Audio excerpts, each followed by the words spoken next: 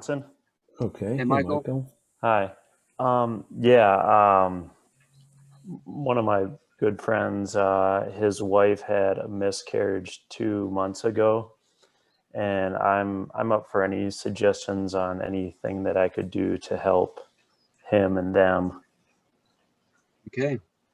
Michael, the first thing I'd do is sit down with them and say, I'm wondering if you'd like to honor death of your child. And they may say, what do you mean, or how? So just that. How would you like to express your grief or the way of honoring that life? And then you don't need to use the word ritual. I've been asked that often. Do you have to say ritual? Because some people get offended by that for whatever reason. You can say, no, I like to use the word honor if ritual is not appropriate, especially with our own different traditions and backgrounds. So that's the first thing I would say is, how would you like to honor the gift of the life of your child? What words would you like to say? A symbol that holds for you your expectations, your yearnings, your desire, and who would you want to be there? When would you like to do it?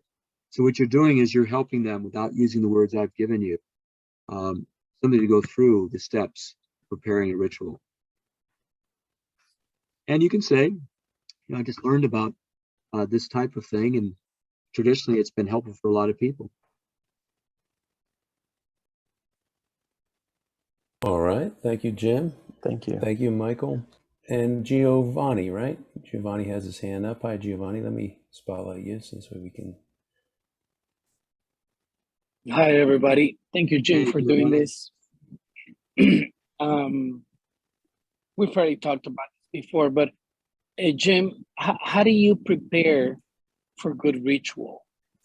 What would be, perhaps you've already went through this in the presentation, but in a succinct form, what would be non-negotiable elements of how to prepare yourself to create a ritual?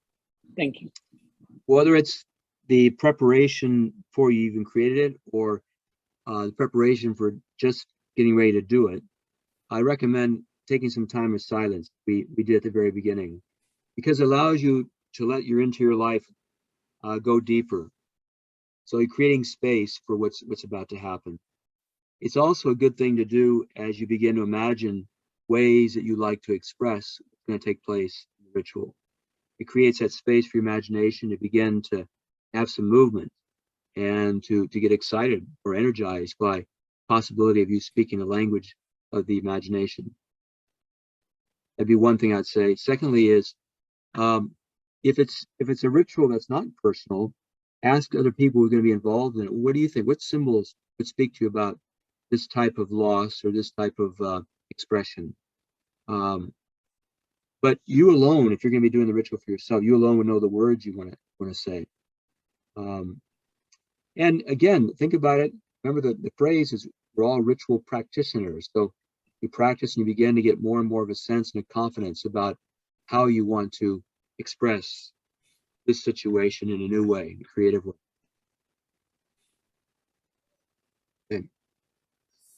Okay. Thank you, Jim.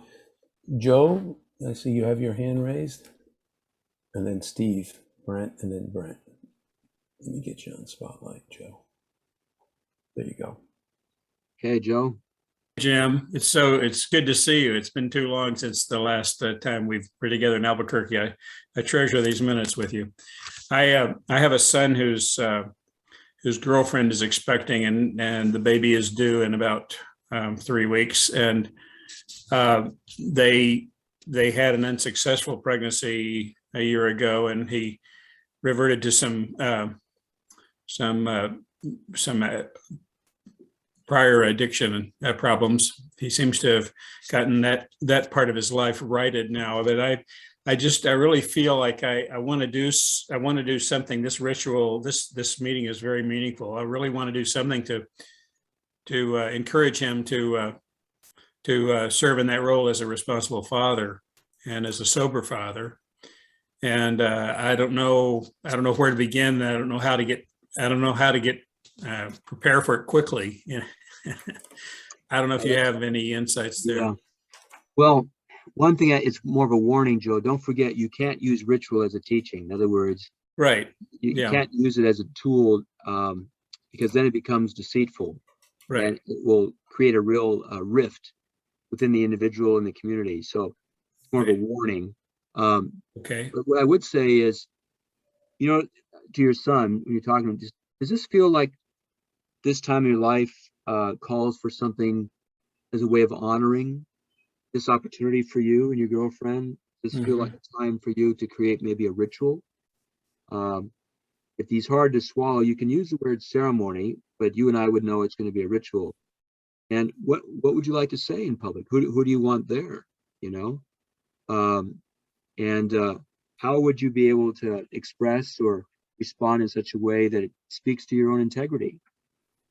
About what you want to be for your child, and how you want to be for your girlfriend.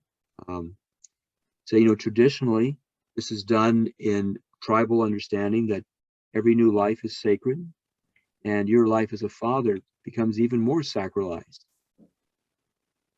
So by asking him those type of questions, at the same time making those comments without going into too much detail, then just sit back and see what he says.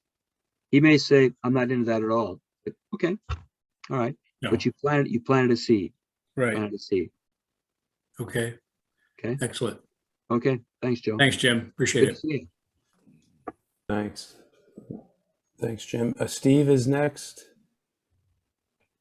Thank you, Jim, very much. Very inspiring. This is my first time to participate in an Illuman event after doing the Males Rites of Passage in Arizona in April, at the end of April, first part of May.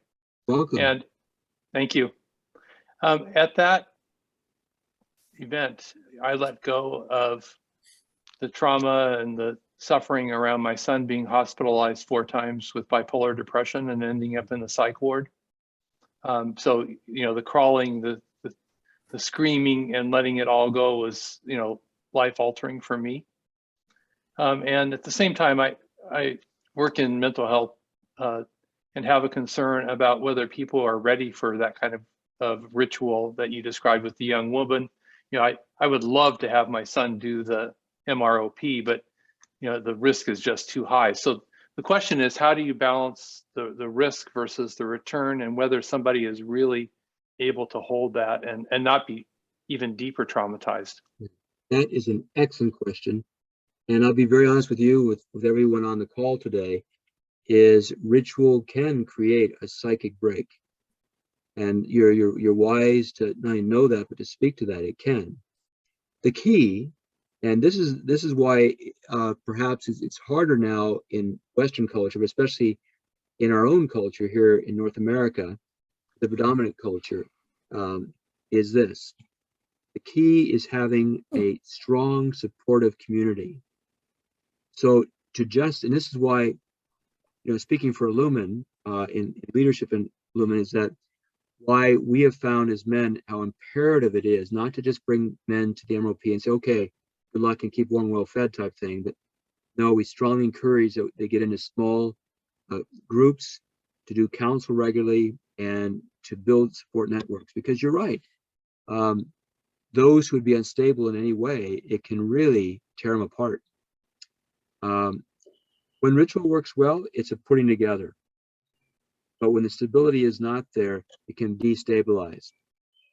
So the situation, your son, to put this full disclosure, is bipolar depression runs in my family too.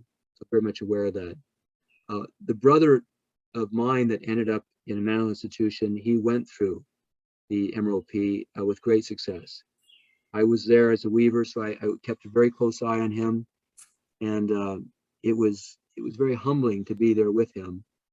But the key, as I've experienced it personally and professionally, is that the network of intimate support must be available, not just during the ritual, but certainly afterwards, to sustain it.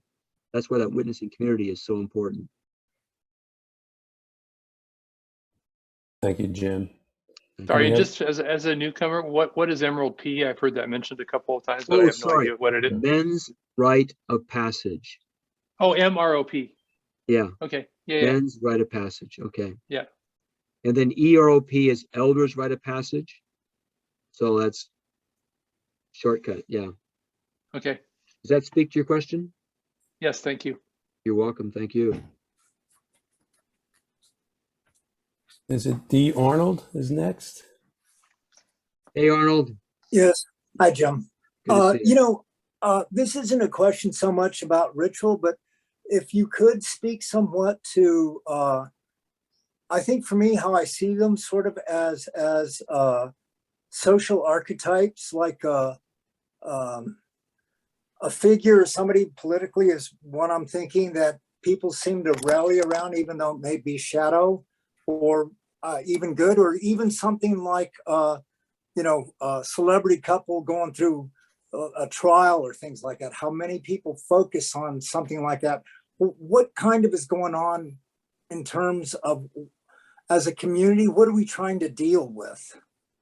What's going on is that you're right. These are folks who are embodying particular archetypes.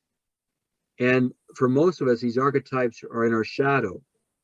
And so when it's revealed, a lot of energy gets wrapped around it. People are either drawn to it or they're repulsed by it.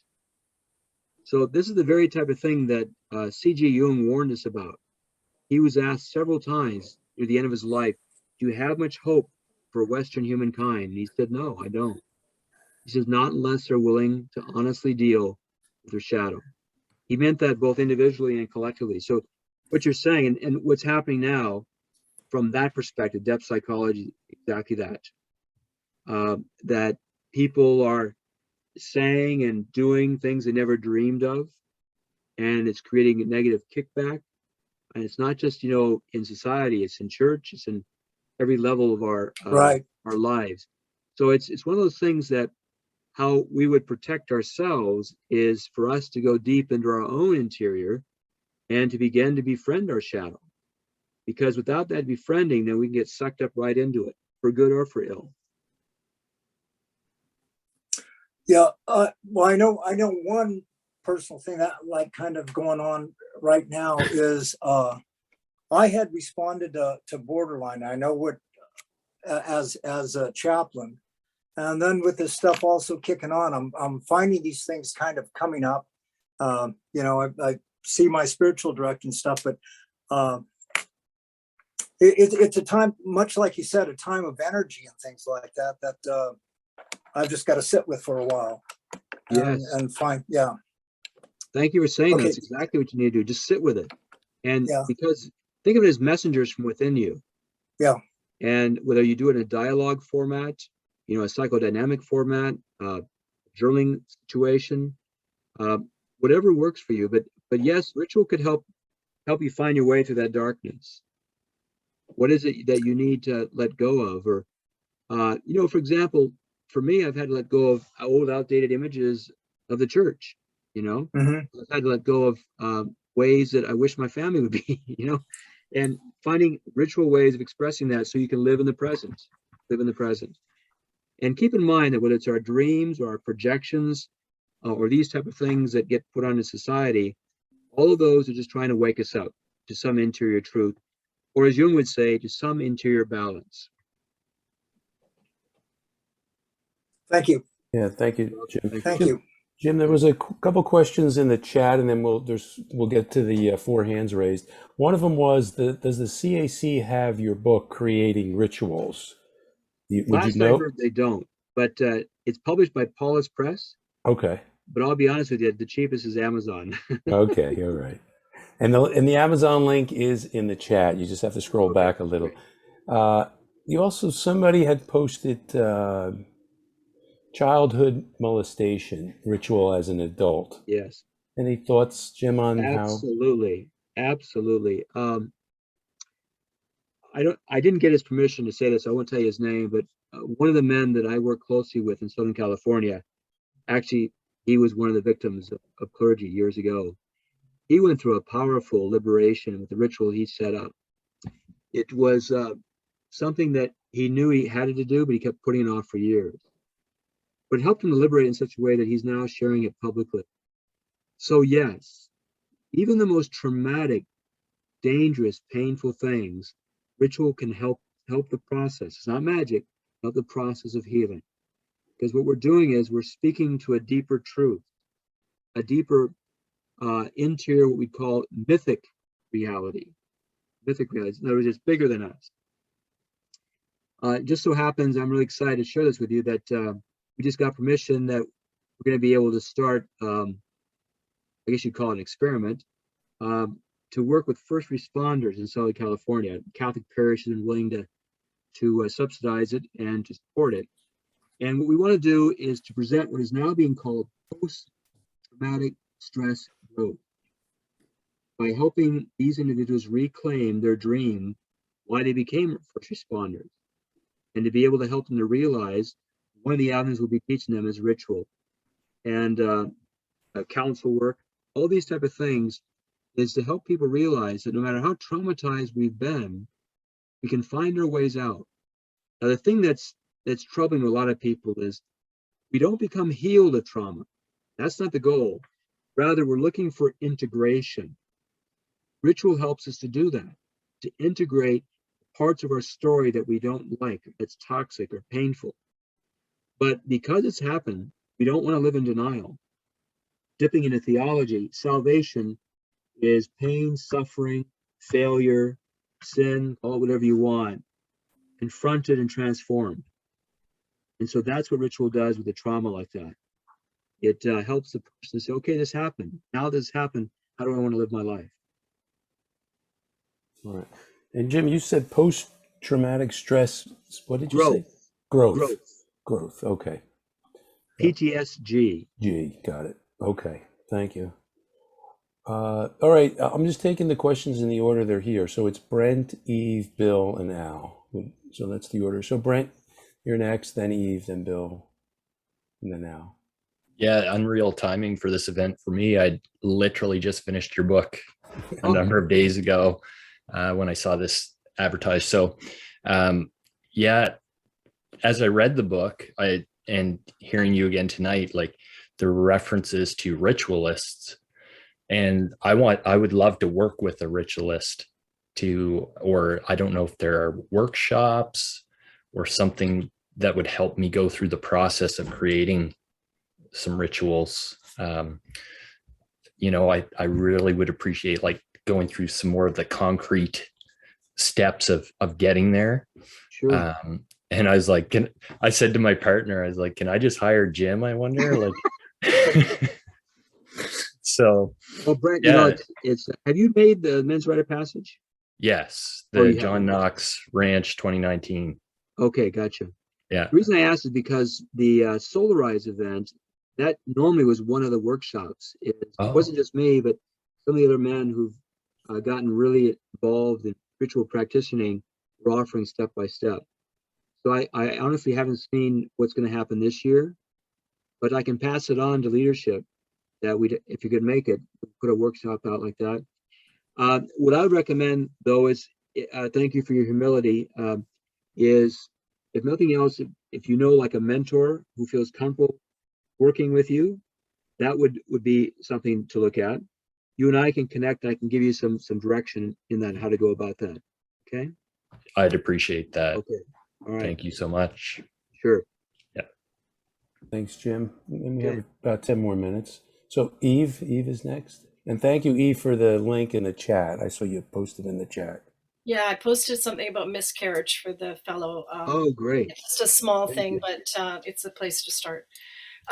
Thank you so much for this. Has been phenomenal. I have done actually some ritual practicing as a sound work practitioner. Oh, all right. But I would, including intentional sound making for the ritual. Anyways, I wondered if you could speak to what seems to be a growing trend of folk not wanting funerals. And this is especially troubling, I believe, because I personally think funerals are very, very important. And the outward expression of mourning together. My husband's brother dropped dead, and his wishes was to have nothing. And it just about killed us to not have anything for him. Less than a year later, my own husband died. Oh, And part of my healing was planning his funeral, and it was a wonderful experience. And then I planned a second event because we lived in two different places. So the second place, we had another event, which was even more interesting because I had people write on stones their memories of him.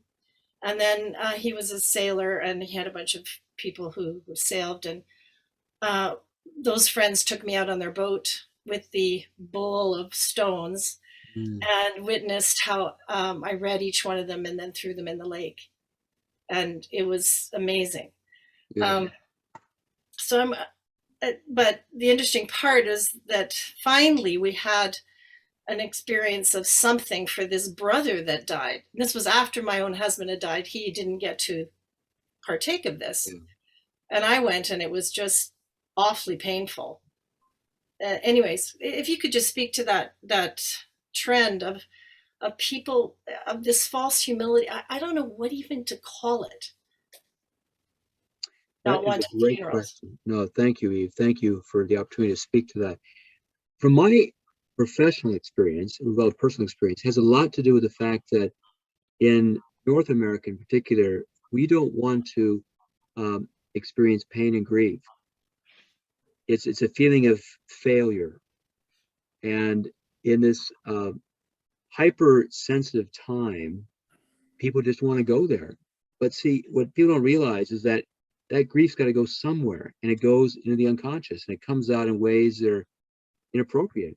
People decompensate or overcompensate, extra sleeping or eating. So it goes somewhere. You're absolutely right to distrust that. What I have found helpful to the process is just to start a conversation of question.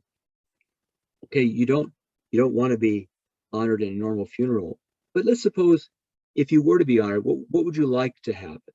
You know, and by getting people to talk, you'd be surprised what they come up with. Like my dad, when he was getting ready to die, he said, "I just want people to have a good time." He said, "I want an Irish wake. I want people to come and have a drink and tell stories." That's what we did. So very often it's a reaction to religiosity gone amok, you know, where you have a pastor stand up and talk for an hour and people are rebelling against that. So that's one thing. The other thing is they distrust the fact that maybe they have not had that much influence on people's life, and they don't want to somehow they're creating an embarrassment situation. So you can do a little trick. You could do like a surprise coming together before the person dies. You know, that's a way that people will naturally begin to talk to me, you know, thank you for what you've done for me.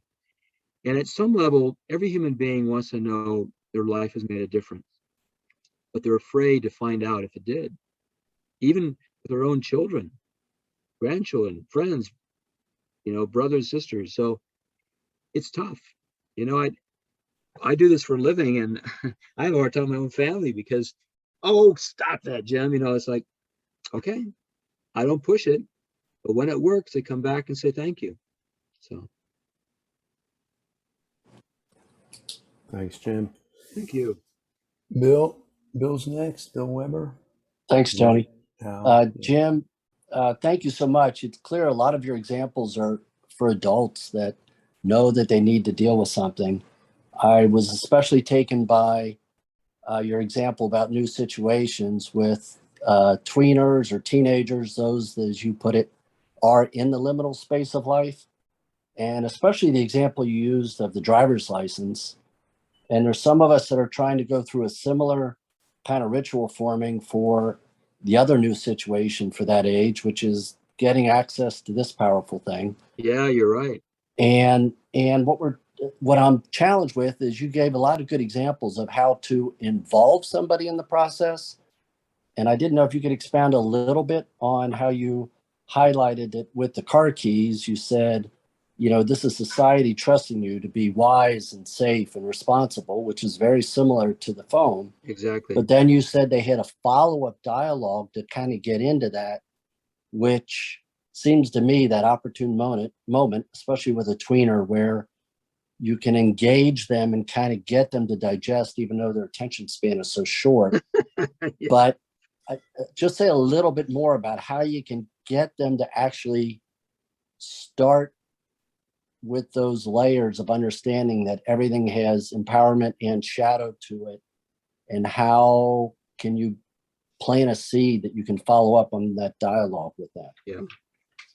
Well, again, I keep in mind that as you're holding that smartphone, it's a symbol. So it's more than just a machine. It's a symbol of all sorts of things. And the answer will be unique to that tweener. So first thing I would do is, what does this mean to you? Especially if they point to yours and say, when am I going to get one of those? Yeah. And say, well, what does it mean to you? And then the dialogue begins to talk. So this would be like, say, prepping for a ritual.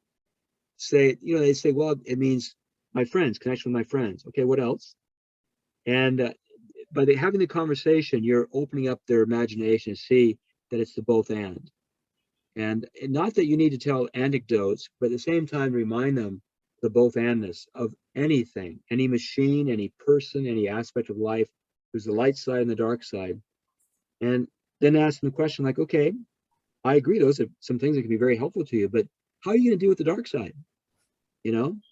When somebody gets into your credit card account, you're going to come running to me, or how are you going to deal with it? Those type of things, play some scenarios out. Then when you begin to feel, okay, I think they're ready, then you can create the ritual around. Obviously, the main symbol will be the smartphone. But what is one line that you want them to remember? Because that's the thing that's going to be important. Not a speech, because you've done all that stuff before. But maybe something like, this is a gift. And I assume that you receive the gift wisely, share it in such a way that it will help you enjoy your life, but also help the rest of us to trust you even more. Something like that. Okay? Yeah, thanks, Jim. Yeah, and we have 4 more, so why don't we can go over a little bit, but I do want to leave time for us to connect in small groups. Part of Illuman's value is to connect, and I want to honor Jim's time because that was the format we said we were going to use tonight. So we have Al, Dave, Glenn, and then Mark. And then Mark, you'll be the last one. So Al, you're next. Hey, thanks. Yeah, this is my first time coming to an event like this. I have not attended an MROP. I signed up 5 years ago, got canceled. But sorry about that. Yeah, no way. Yeah. But I've had a great invitation from my son to assist him in my grandson just turned 12, and he's wanting to do some male initiation stuff. He just finished a book by John Tyson, The Intentional Father. Oh, yeah. Which reading just briefing over that reminds me of Raising Modern Day Knights many years ago. Yeah. That I read. So I appreciate any advice you might have and how I'm looking forward to helping my son through with that.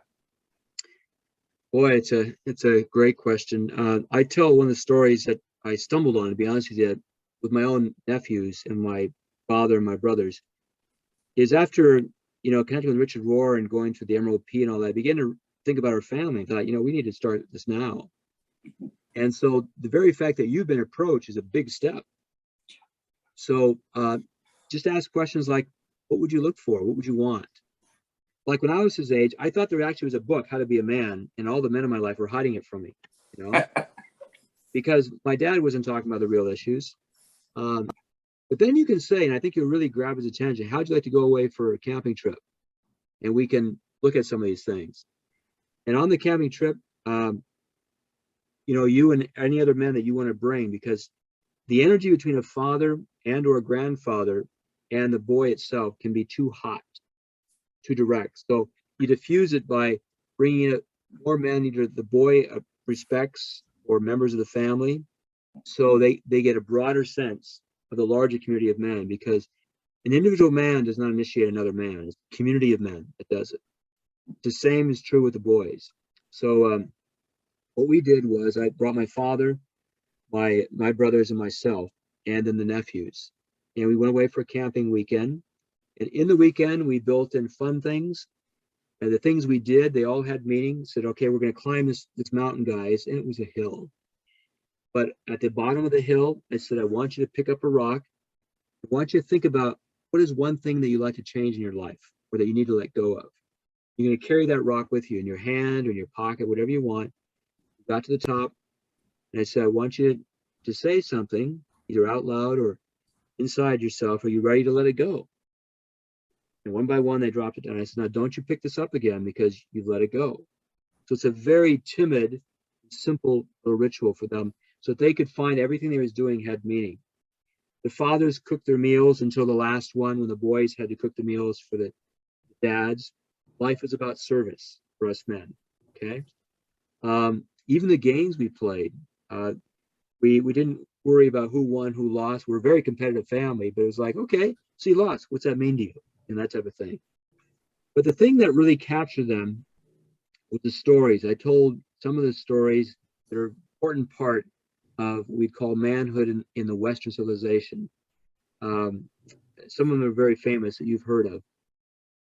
Those you get from books, and even if you don't feel like you're a storyteller, you just give the outline, or you can read it. Believe it or not, that works too, okay? But the ritual that they all talk about, I put in the book. Very simply, we created a gauntlet. I had my brothers facing each other, and then we brought one boy at a time, and the other boys were down, about 200 yards away with the father of the boy who's going through the ritual. And I would tell each boy, now I want you to stand in front of Grandpa, look him in the eye, and listen to everything he says to you, and take it into your heart. Okay, Uncle Jim. So my dad would start and say, I'm going to use Andrew as an example. Andrew, I'm really proud of how you've improved at school, And he'd say a couple other things, and my brother Daniel, then Tony, then John, all the way down. And that was all done. I brought his father in. Now, John had not heard a single thing we said. But my gosh, he repeated everything we said as a blessing. First words he said, though, were, Andrew, you're the boy I always dreamed of having. Andrew had never heard that blessing. He burst into tears. It was very powerful for the boy, but for us men, I had my back to my brother, so I was standing next to John, and they were all crying. And then I had some blessed oil, and John put his thumb into it, and he blessed his son's forehead and his hands. He said, receive the gift that you've been given by God. All these things have been named by this community of men. And boy, you should have seen Andrew. Man, he looked like he was 10 feet tall. I said, Andrew, you go and get Matthew. Don't you dare tell him what we've done here. Okay, Uncle Jim. Off he goes. Matthew comes back and says, whatever you gave him, I want. So it's amazing. It doesn't take a lot. Be creative. And that's why I say, don't just do it yourself. Get some other men who have your heart, and you guys can begin to just dream. Talk about it. Thank you. You're welcome. Thank you. Thanks, So Dave, and then Glenn, and then Mark.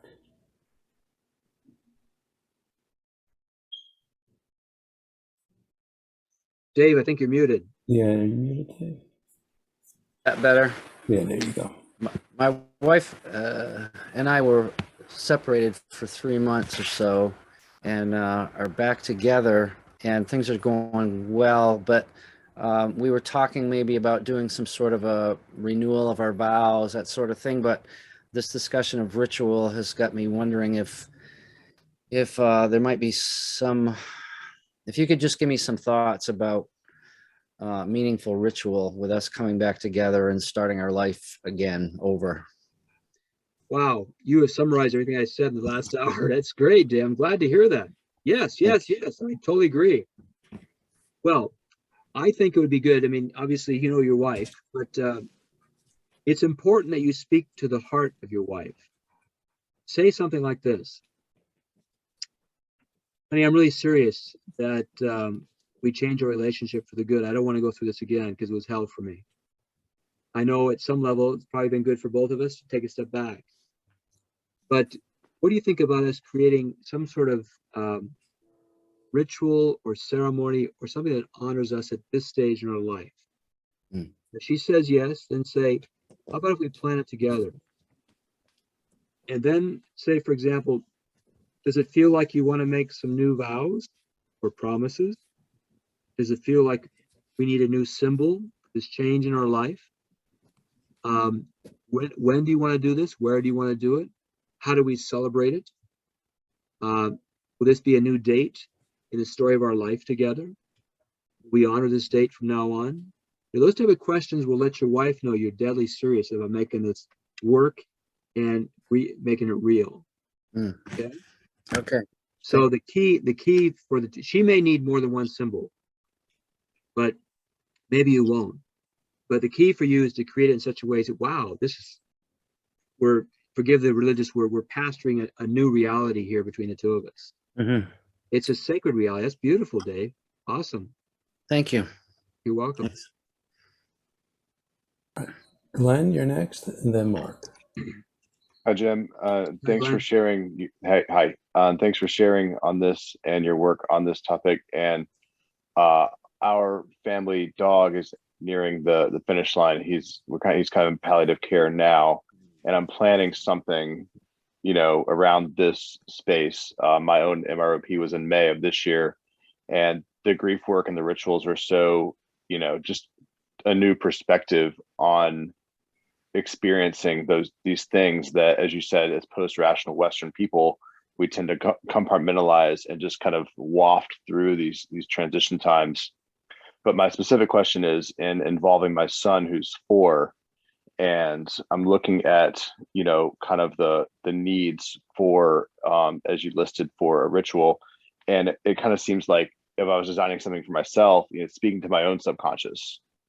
So do you have any tips for involving children who are still in the garden and having it concrete for them instead of just, a thing that happens? Boy, that's a great question, Glenn. First off, let me tell you that when my cat died, I was not prepared for what happened. I was sobbing, and I knew in the midst of the sobbing that it was like this chain of all the ungrief losses. My life was coming out. Don't be surprised for yourself first that when your dog dies, that you'll feel like you can't stop crying, because it's part of what an animal represents to us human beings is our own animal-like nature, and the parts of us, especially the physical parts of us that we can't even put into words, we just don't know. While we joke about, a dog is a man's best friend and all that type of stuff. Now, for a boy, it's a bit different. He doesn't have enough history to understand all this. What I would recommend is that start a conversation with him. Just say, what's your dog's name? Chewy. Say, what did Chewy mean to you? What are some things you really liked about Chewy? And then you switch it, and here's the shadow. What are some things you didn't like about Chewy? That upset you or hurt you or whatever. Is there anything that you need to do with Chewy or say to Chewy before you let go of him? Okay? Those type of things will help a little boy enter the story of life and death. Okay? Now, here's a tough one, especially for us guys, is how do you feel about all this? To ask that question of him. What will help him is for you to respond to that question as well, because it lets him know that his feeling world is something he can trust. If you don't respond, he's going to feel like he's more like his mother, which is inadequate, because we all have feelings. Not sure if you've heard of a thing called alexithymia. The joke among psychologists is it's a male disease. Alexithymia means a separation from thought and feeling. So what you're doing is you're bringing his thoughts and his feelings together, and you're creating a sacred space for him to express it with you. Thank you very much. You're welcome. I One last really question. appreciate that. Yeah. Do you plan on having him buried? What do you want to do with? Are you gonna have ashes? Yeah, there's a spot in the yard. Okay, as long as the boy's involved in that. Okay. Yeah. Okay. Good. He likes digging, so he can help me dig the whole. Yeah. All right. Good. Excellent. Oh, how do you spell it? Alexithymia.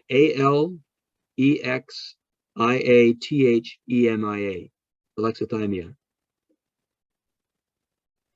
Okay, Mark. Yeah, Mark. Hi, Jim. Thank Mark. you so much, brother, for your wonderful wisdom. You're welcome. So the question I have, some time ago, I bought this book called Rituals for Work. Okay.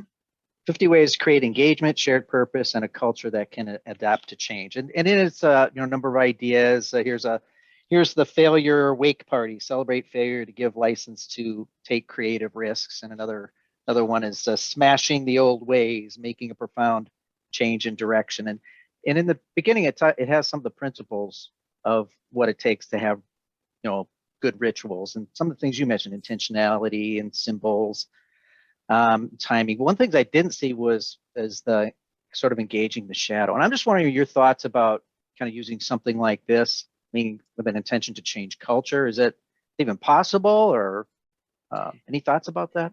Yeah, it's possible, but it's going to start really small, because this didn't happen overnight when we began to disconnect from ritual, and like I was saying earlier in the talk, that when we don't have ritual, then we tend to raise ceremonies to a higher level. But no, I applaud your courage and your humility and willingness to try it. Yeah, it's what I've been doing with my own personal connections and in my own work and ministry. I regularly involve this, and I'm finding that people more and more are now getting to make use of it, but they're talking about it, and then once it's like a rippling effect, more and more people say, "Hey, where'd you learn that?" Well, I learned it here, and it's working. Why don't you try it? So it's a great story. Thank you. You're welcome. Anthony, could I finish with a personal story?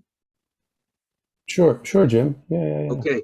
I wanted to say this to the end, because I didn't want this to be awkward. Now, you all know I'm a Catholic priest, so I'm sharing something very personal.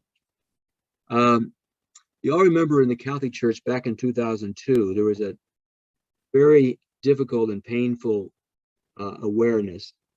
That was the clergy abuse scandal. Well, in my role in the Archdiocese of Los Angeles, I was put in a situation with working with and trying to help some of the priests who'd been falsely accused, some who had been accused, and in different ways and means helping them to process all the stuff that was going on. I also belong to a priest support group, have been for many years, spiritual director, so that whole area was taken care of. But there came a time, I think it was about 2 years in, or 2 years after we got in the clergy abuse scandal, where in my priest support group, my brother priest said to me, "Jim, there's something wrong." And I said, "Yes." And they said, "You're no longer whistling, you're not smiling or laughing, and we know it has to do with this darkness you've been working with. You're the ritual expert, you need to do a ritual." They were right. They were right. In my own ego, I was trying to resolve all this stuff. And so I waited till a camping trip with some friends, and I knew what I had to do. So I practiced the lamentation experience from the Judeo-Christian background, and also used a very powerful symbol for me. For a priest, chalice is like a wedding ring to a married man. It's a symbol of his priesthood. I'd had a ceramic chalice since the 70s. It was a chalice symbolizing friendship, and I had it in my own home. It meant a lot to me. And so on this camping trip, I had told these friends what I wanted to do, and they said, "Can we be a part of it?" I said, "Sure."